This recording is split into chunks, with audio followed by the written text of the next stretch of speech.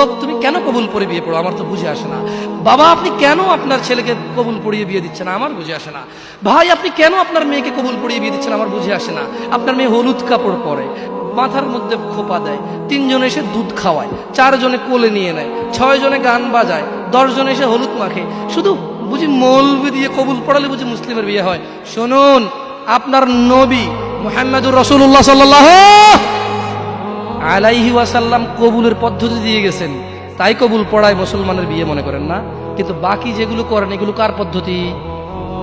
কার? মিথ্যা কথা বলবেন না। হুজুর ডেকে খুতবা পড়ে কবুল পড়ে বিয়ে কার পদ্ধতি? আল্লাহর নবীর। এই গান কার পদ্ধতি? কেন করতেছেন? ওটা তো আপনার বিয়ের অংশ, বিয়ে না হলে তো বাজাতেন না। বিয়েকে কেন্দ্র করে যেমন কবুল বলছেন, বিয়েকে কেন্দ্র করেই তো গানটা বাজাচ্ছেন। কয়জন নবীর উম্মত আপনি? আপনার নবীর নাম কি? আই এম আস্কিং ইউ, আপনার নবীর নাম কি? আমার নবীর নাম মুহাম্মদ রাসূলুল্লাহ সাল্লাল্লাহু আলাইহি ওয়াসাল্লাম। Who is the messenger of Allah for you?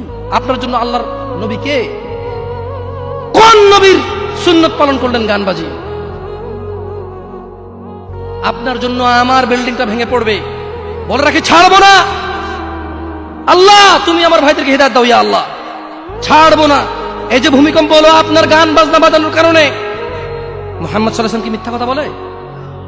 কারা কারা হাত তোলেন তো যে মুহাম্মদ সাল্লাল্লাহু আলাইহি ওয়াসাল্লাম জানে না, মুহাম্মদ সাল্লাল্লাহু আলাইহি ওয়াসাল্লাম জানে না, এরকম কারা কারা স্বীকার করে?